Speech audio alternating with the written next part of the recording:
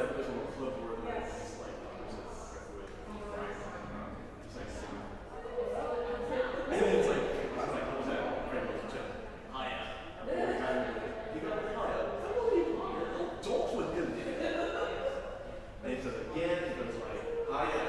He goes again, and then Fraser gets staring at the board and looking at him like, he's like staring at him like this. And then it's like, you go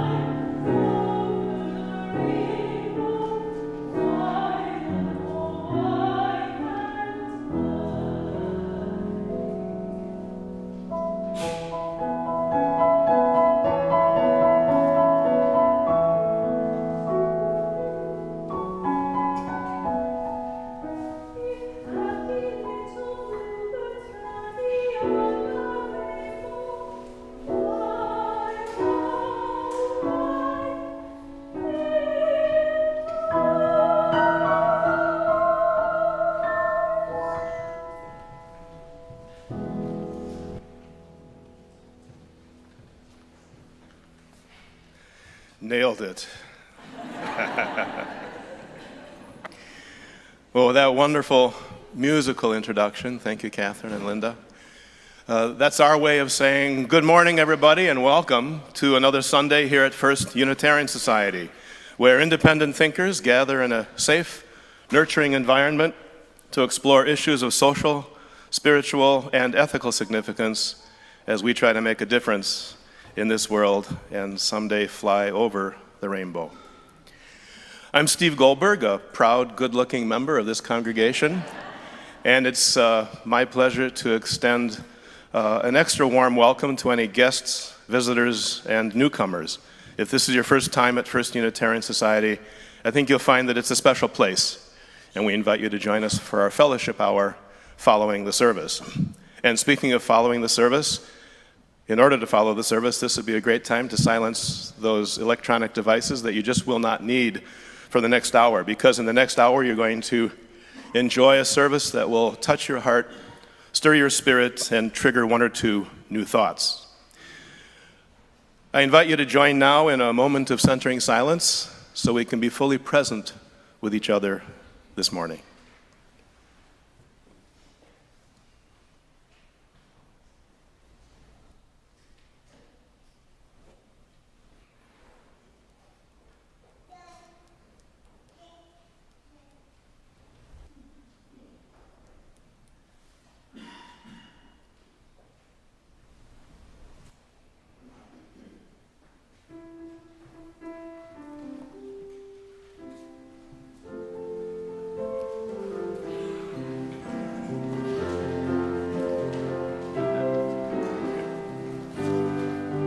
Good morning. Enter, rejoice, and come in. Enter, rejoice, and come in. Today will be a joyful day. Enter, rejoice, and come in. Open your ears to the song. Open your ears to the song. Open your ears to the song. Today will be a joyful day. Enter, rejoice, and come. Open your hearts, everyone. Open your hearts, everyone. Open your hearts, everyone. Today will be a joyful day. Enter, rejoice, and come. Don't be afraid of some change. Don't be afraid of some change. Don't be afraid of some change. Today will be a joyful day. Enter, rejoice. One more time. Enter, rejoice, and come in. Enter, rejoice, and come in. Enter, rejoice, and come in. Today will be a joyful day. Enter, rejoice, and come in.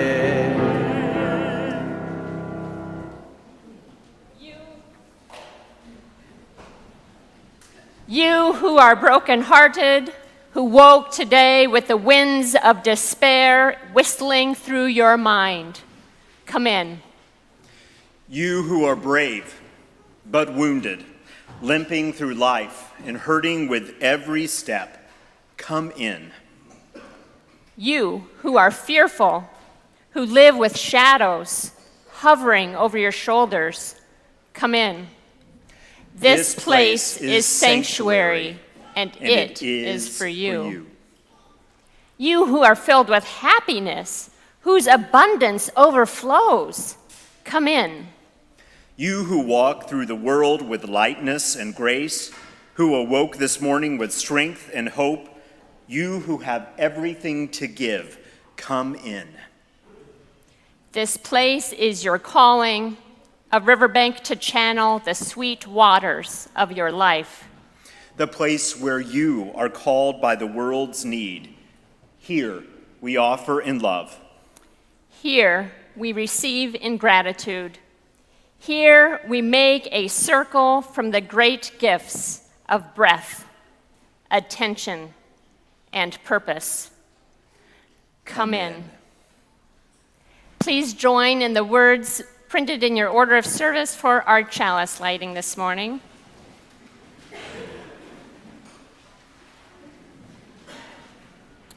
We light this chalice for the brokenhearted, for the great and wounded, for those filled with happiness, for those who move with grace, for those with strength and hope, knowing that all are welcome in this sanctuary. I invite you to turn to your neighbors and extend a friendly greeting.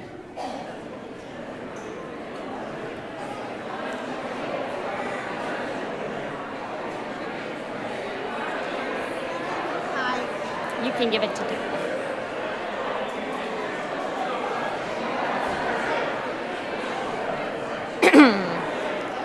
Good morning, Terry.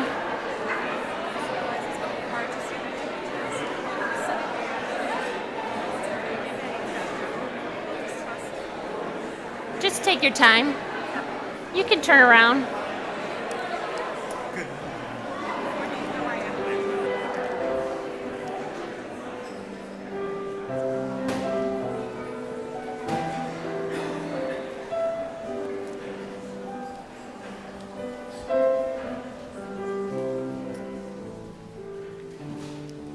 Somebody knows. Okay, can we have the kids come forward? Come on, story time. Come on. Well, there's so many of you this morning, it's great. Is your mic on?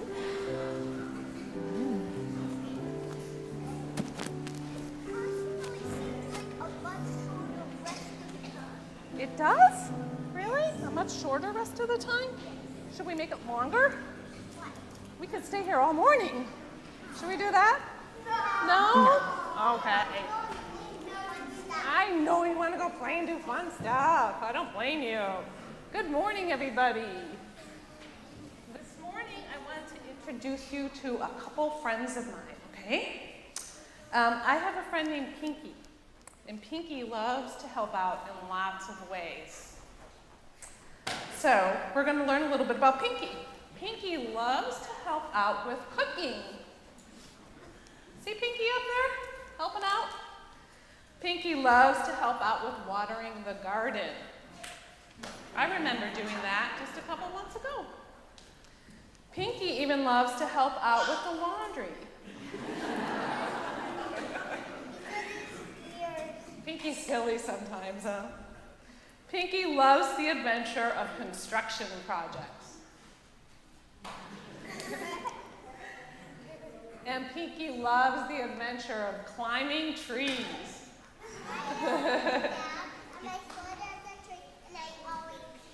Do you? I used to love climbing trees too.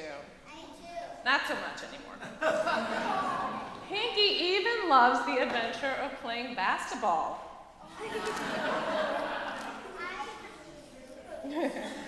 But sometimes Pinky does not want an adventure. Sometimes Pinky just wants to feel safe. So Pinky builds a fort. And then Pinky adds to the fort. And because Pinky is so clever, Pinky sometimes builds a double-decker fort so that Pinky's friend Rabbit can feel safe too. I also have a friend named Karen, and she's going to tell you a little more about Pinky. Hi, everyone. My name is Karen. I'm so glad to be with you today. Pinky really wanted to come today, too. And when we got here, Pinky got a little shy and maybe a little bit scared. So what do you think we did for Pinky? Yeah. We made a fort right here for Pinky. You see? Yeah, Pinky's nose is sticking out right here. Let's see, does Pinky want to say hi? Oh, not yet. Not yet. Ooh, yeah, kind of shy still. Have any of you ever built a fort? Yeah. What?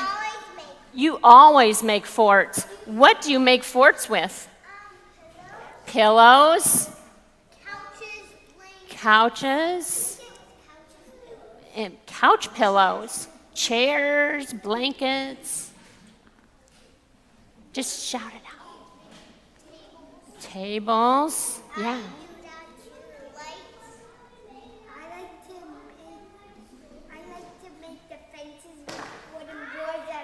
Wooden boards. Yes.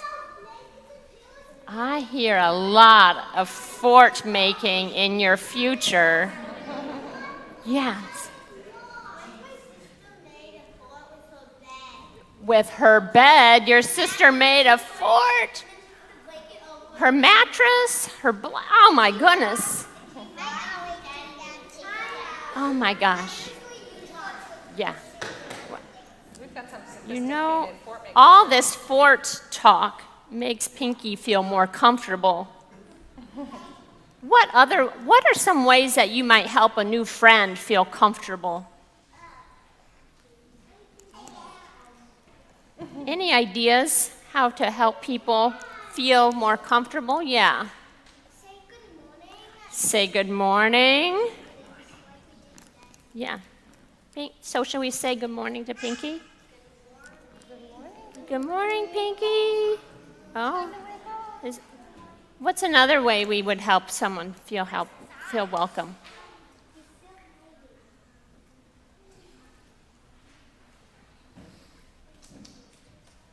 Introduce yourself. So you say, hi, Pinky, my name is... Shall we try that? Okay. Hi, Pinky, my name is Karen. Oh, yes, that helped. Pinky is getting very curious. Yes, well, I think it's really important to help people and new friends feel welcome and feel safe, even maybe when they're not feeling safe on the inside, helping them feel safe on the outside is something we can do when we're here and when we are other places too. Any last things you want to say to Pinky? Yes. Good morning, and I hope you have a good day. I think that makes Pinky feel so brave that if you want to come pet Pinky on the bottom of on Pinky's feet, you sure can. And give people just give a high five. All right. As we sing you to your classes,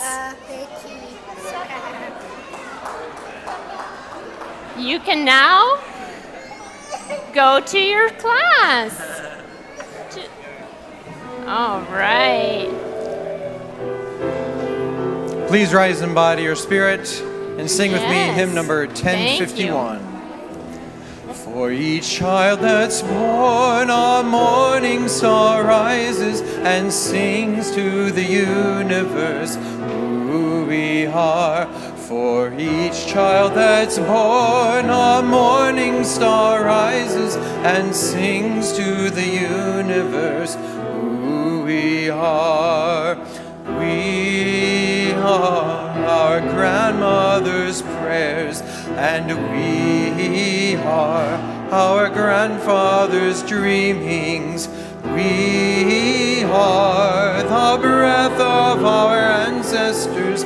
We are the Spirit of God. We are mothers of courage and fathers of time. We are daughters of dust and the sons of great visions. We're sisters of and brothers of love. We are lovers of life and the builders of nations. We're seekers of truth and keepers of faith. We are makers of peace and the wisdom of ages.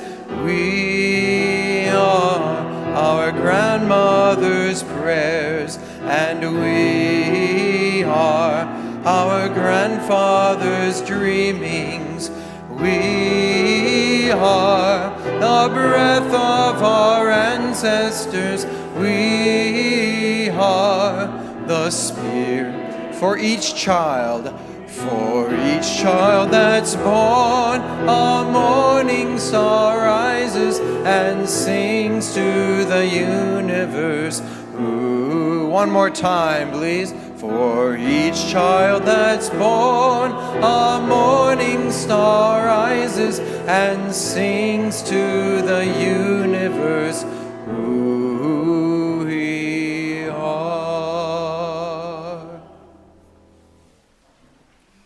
Please be seated.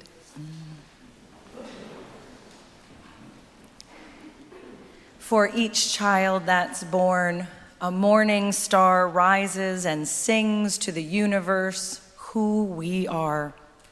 Listen carefully. Can you still hear the song, the one sung for you when you were born? The song sung by a cosmos in motion, rejoicing at your life. You, the result, you, the outcome, you, the celebration. Listen carefully. Can you hear it still? A song of possibility, a reminder that we still have time to be who and what we need to be. Listen carefully. The vast expanse echoes a recognition that it is not always easy. Possibilities can be hard to pursue. Roads not taken, wrong turns, destinations that disappoint. Through this, the song persists. The universe sings no less because time and space wear us thin. The music calls us to recognize our limitations, to recognize that the song is best sung with others. Here in community, bringing alive that most primordial and original impulse, the desire to sing to the universe who we are, to celebrate and share our lives with others.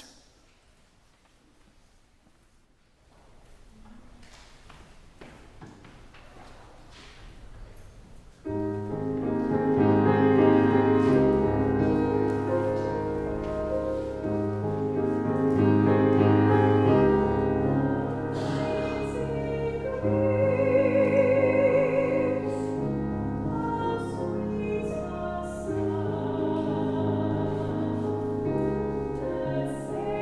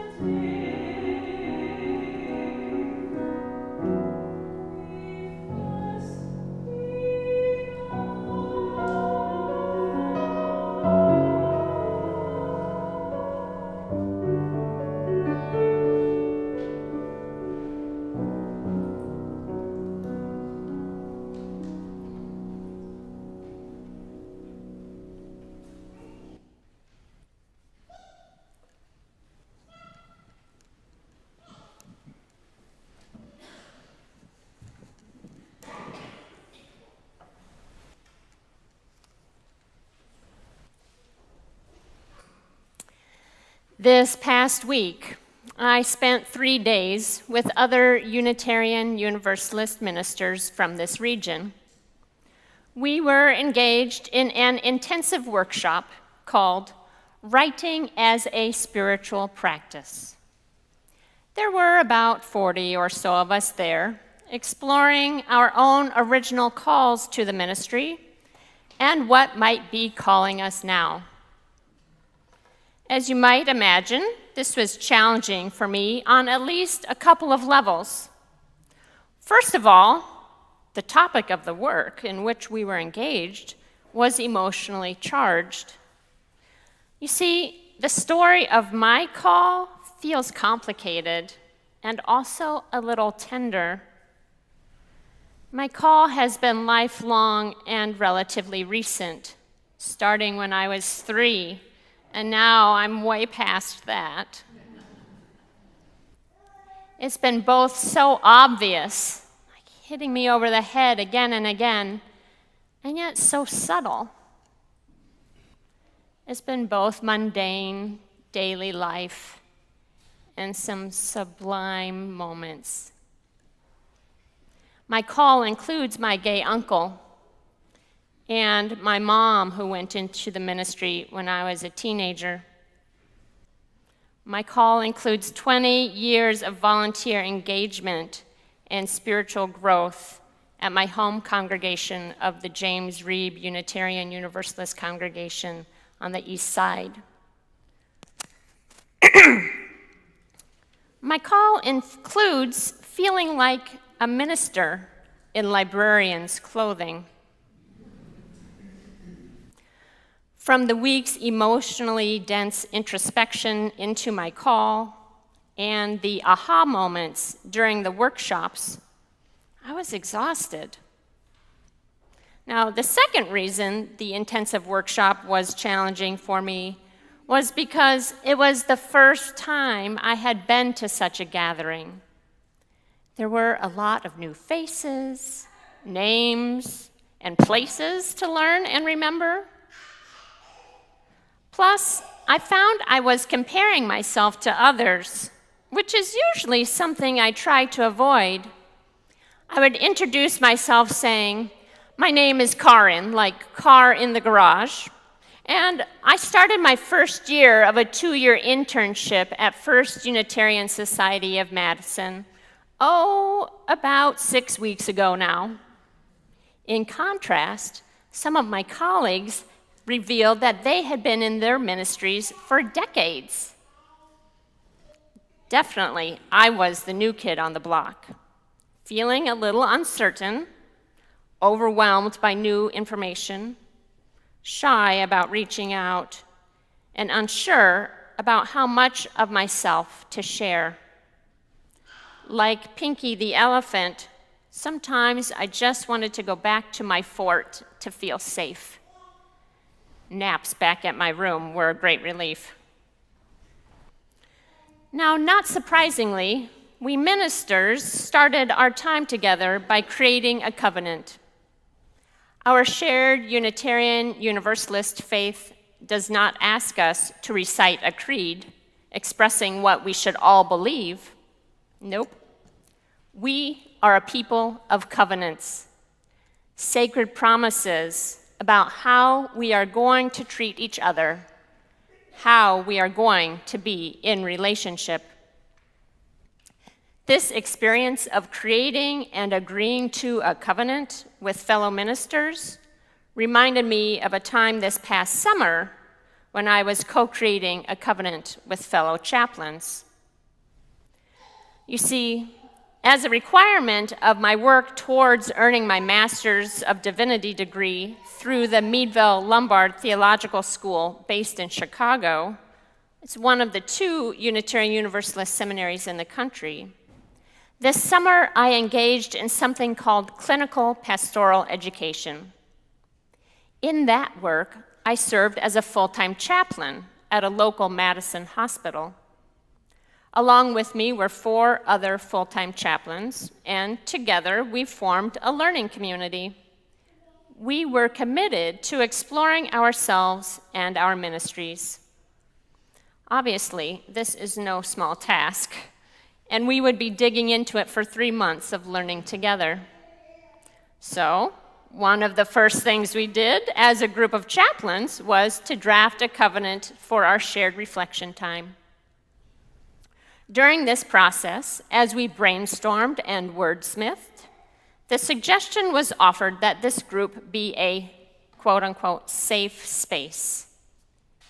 Immediately, my hackles raised. I could not fathom how I could honestly covenant with people I did not know to create something that sometimes seems nearly impossible in most human relationships. A covenant is a sacred promise, I reasoned. I would be lying if I promised safe space to strangers. Now, maybe that sounds harsh.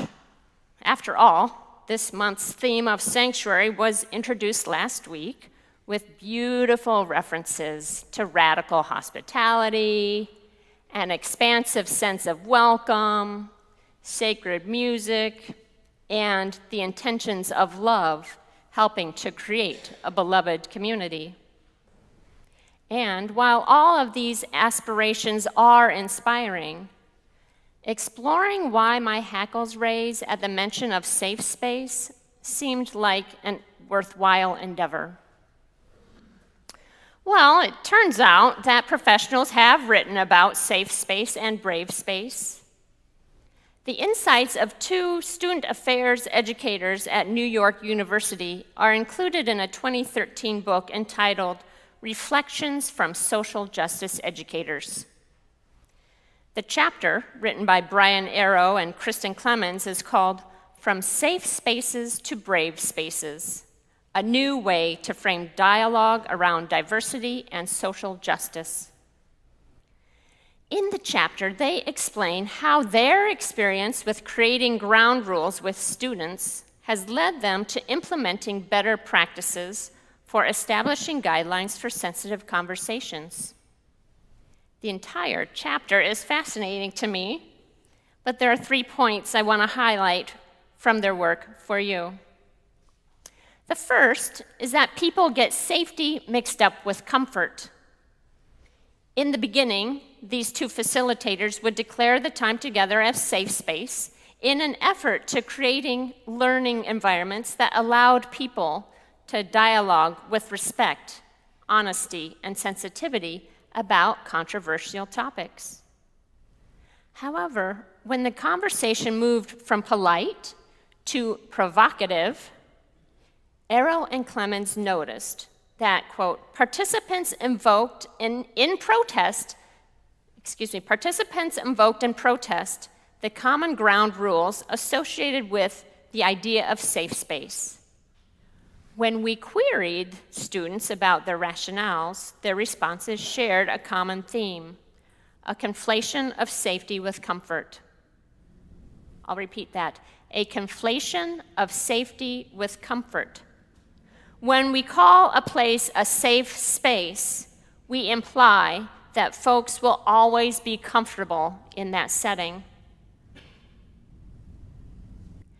The second point is that our identities and social locations impact what we perceive to be safe. The authors write, authentic learning about social justice often requires the very qualities of risk, difficulty, and controversy that are defined as incompatible with safety. These kinds of challenges are particularly unavoidable in participant groups composed of target and agent group members. In such settings, target and agent group members take risks by participating fully and truthfully.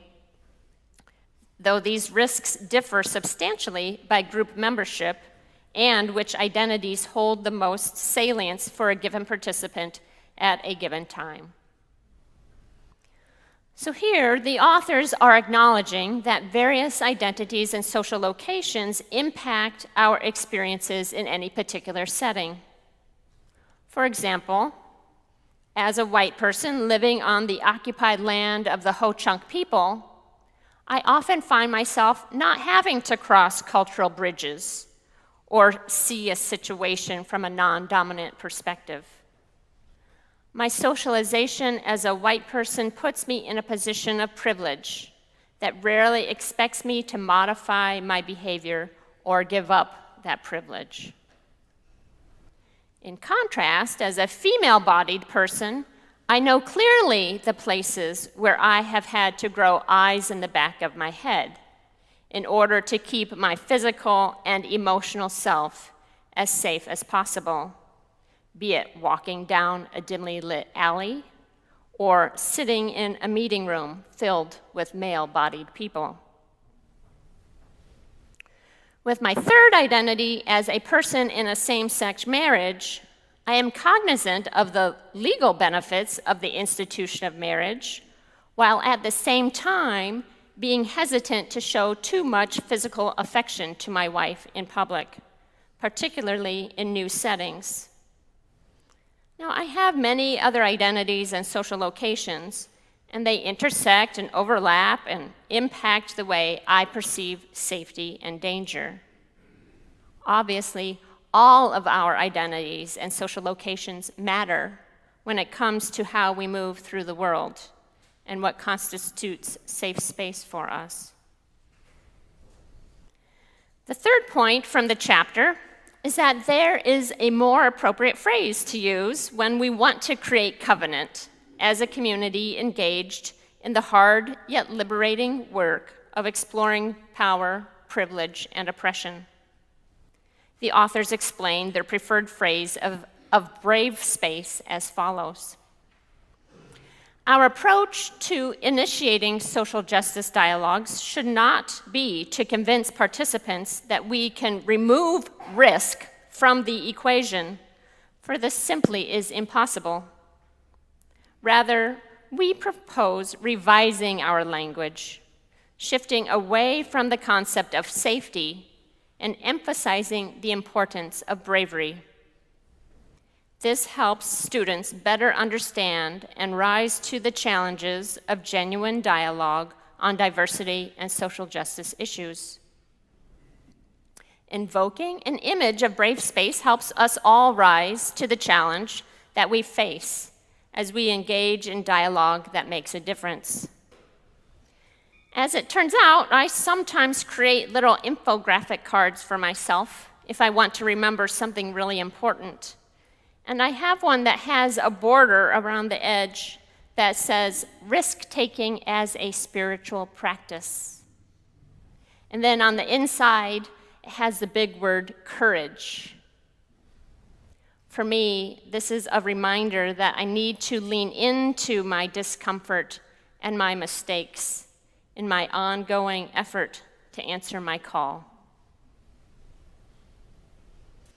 Speaking of calls, I so appreciate the image that Swiss-American psychiatrist Elizabeth Kubler-Ross painted when she wrote, "How do the geese know when to fly to the sun? Who tells them the seasons? How do we humans know when it is time to move on? As with the migrant birds, so surely with us, there is a voice within. If only we would listen to it, that tells us so certainly when to go forth into the unknown." As Unitarian Universalists, we have covenanted to affirm and promote 7 principles, one of which is justice, equity, and compassion in human relations. Certainly, dialoguing about diversity and social justice is one small piece of creating more justice, equity, and compassion in human relations in this world. And we need covenants that help us do that. If we can make brave space as a community here, where else can we take it and share it? Part of any movement we make will require us to listen. Listen to the voice within. Listen to the breath of our ancestors. Listen to the morning stars that rise and sing to the universe who we are. Listen to each other. Listen to those who have not yet had a chance to speak. Listen. Are you ready to go into the unknown? To co-create brave space together? I want to close by inviting you to listen to this poem called Invitation to Brave Space. It was written by Mickey Scott Bay Jones.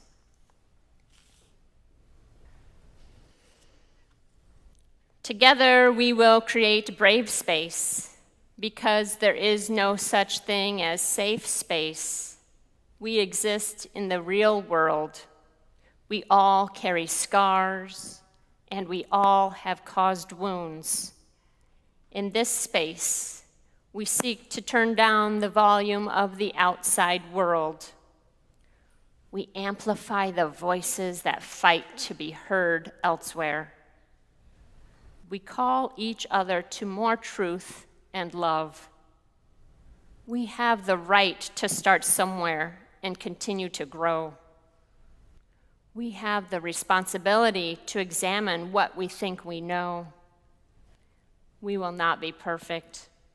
This space will not be perfect. It will not always be what we wish it to be, but it will always be our brave space together, and we will work on it side by side. May it be so.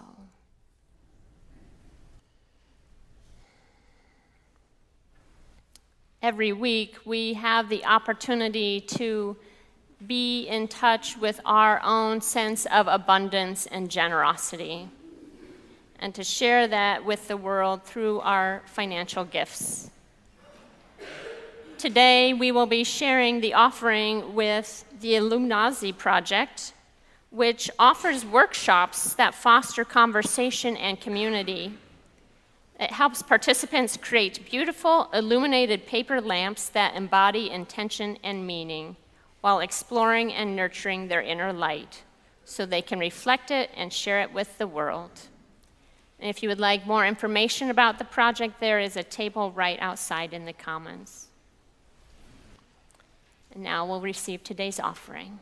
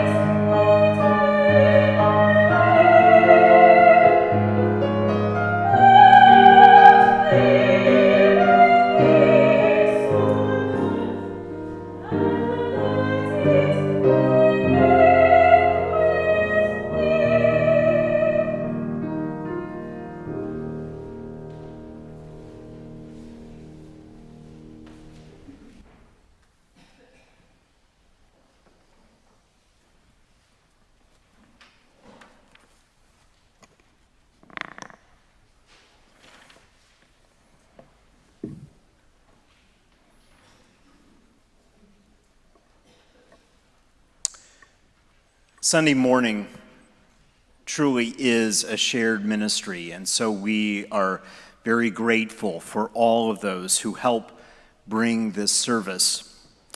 And so we offer our appreciation to our lay minister, Ann Smiley, our sound operator, David Briles, our ushers, Gail Bliss, Claire Box, and Brian Chanis, our greeter, Pamela McMullen, and our ministry of coffee is delivered by Sandra Plish. Indeed. All of those contribute to this sense of welcome that we're able to foster together. There are some opportunities today that we want to let you know about. The primary one is that after the second service today at 12:30, we will have our parish meeting for the fall. And the main order of that meeting is a conversation of our community exploring an open question around this month's theme, sanctuary, what that may mean for us within these walls and beyond.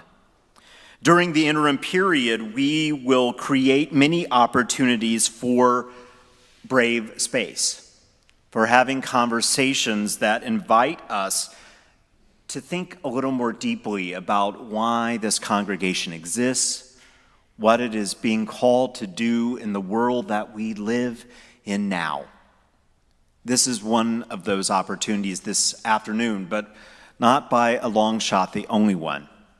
I ask that you be especially aware in the coming months of opportunities to come together, to practice together, being in conversations that may ask us to maintain a sense of dynamic tension rather than moving towards easy answers, that may ask us to think beyond what feels safe and comfortable to each of us. That place, that practice, will help us know more deeply who we are as a congregation and what sort of leadership makes sense for our future. I hope you are able to come back and join us this afternoon, but if not, I look forward to a conversation with you at some time in the future. As we move now into our cares of the congregation, we are reminded that each week we gather as a community and we each have joys and sorrows that are part of our lives, written in our hearts and minds, sometimes deeply felt in our bodies. And it is the coming together with strength and common purpose and being more vulnerable and open about the truth of our lives together that brings us a sense of power and support and common community. So this morning, I invite you for just a moment to bring a special sort of awareness to this time. With your feet planted on the ground and connected to the earth, reminding you of deep sources of connection. With a special awareness of the beautiful human souls around you in this room. With a sense that over each of us, floating through the air, is a larger sense of connection to the world that takes us outside of this place. For just a moment, I invite you to think about your own life, the life of people that you love and feel connected with, the people that are seated around you. For a moment, hold in your own life and the lives of those people you know, those people you don't know, a moment of honoring the joys and celebrations that have occurred this week. Call to mind someone specific if that helps that connection feel real. And may a deep breath draw in the power of love and release peace and connection. This week we also call to mind the reality that every day there is some great difficulty in our own lives or in the lives of people that we know and love. So in a similar manner, may we hold something in our own life or in the lives of someone you are especially connected with, something that you know weighs heavily on their mind, body, or spirit. Hold them for just a moment, and with a deep breath, draw in the power of peace and strength. And as you release that breath, connect with love. We remember all the joys and sorrows, the ones that we are ready to share, the ones that are too tender, yet to reveal. May we remember that we are all part of a connected web of life that makes us one with all humanity, one with something larger. May we be grateful for the miracle of the life that we share, the hopes that we give, the power that we have when we care for each other, when we remember, when we live in love. May that power, that love hold us. Amen, and blessed be. Will we rise in all the ways that we do and join our voices together in singing hymn number 1008, When Our Heart is in a Holy Place.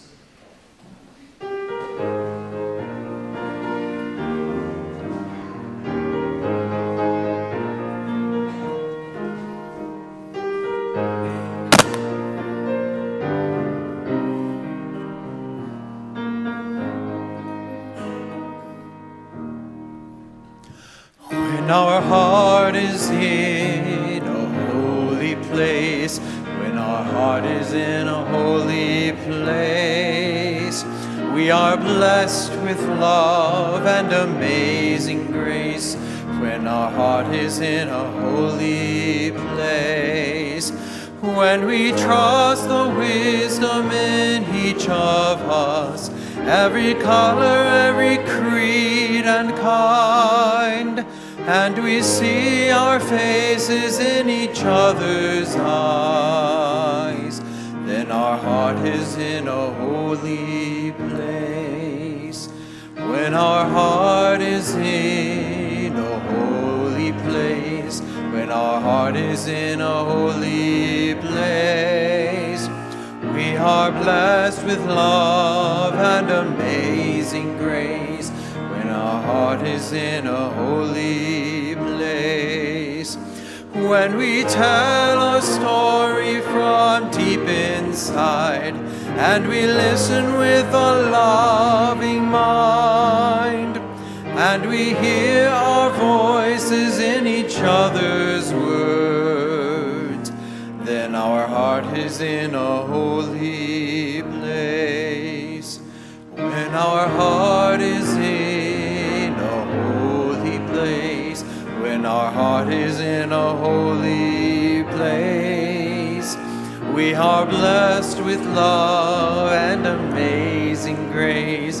When our heart is in a holy place, when we share the silence of sacred space, and the God of our heart stirs within, and we feel the power of each other's faith, then our heart is in a holy place. One more time.